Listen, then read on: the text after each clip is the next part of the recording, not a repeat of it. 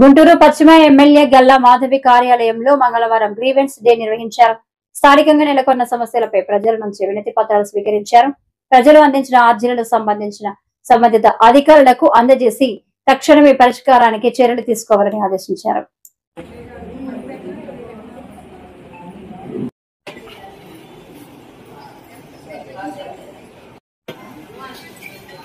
సమస్యల్ని అప్పటికప్పుడే maximum fast track లాగా పూర్తి చేసే విధంగా పరిష్కరించే ప్రయత్నం చేయాలి అన్న ఒక సత్సంకల్పంతో మేము అందరం కూడా ఉన్నాం.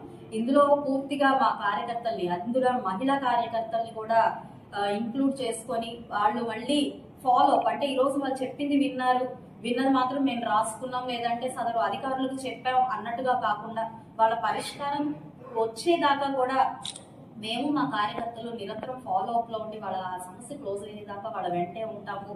లేదు అది తీరే సమస్య కాదు అన్నప్పుడు మాత్రమే దాన్ని వదిలేసి తీరేదాకా కూడా ఆ సమస్య వెంటనే మేము ఉండి ఫాలో అప్ చేసుకొని వాళ్ళకి అది క్లోజ్ చేసే ప్రయత్నం చేస్తాము. ఒక మహిళా ఎమ్మెల్యేగా నేను ఈ నియోజకవర్గంలో ఉంటున్నప్పుడు, మహిళా ఎంపవర్మెంట్ కోసం నేను నిరంతరం ప్రయత్నిస్తున్నప్పుడు ఇది ఒక చిన్న స్టెప్ గా నేను భావిస్తూ ఈ రోజు ఈ యొక్క కార్యక్రమానికి శ్రీకారం చుట్టడం జరిగింది.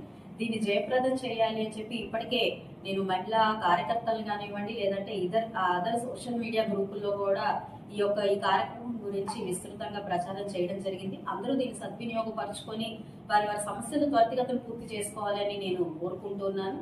కూటమి ప్రభుత్వం మహిళా పక్షపాతి ప్రభుత్వం.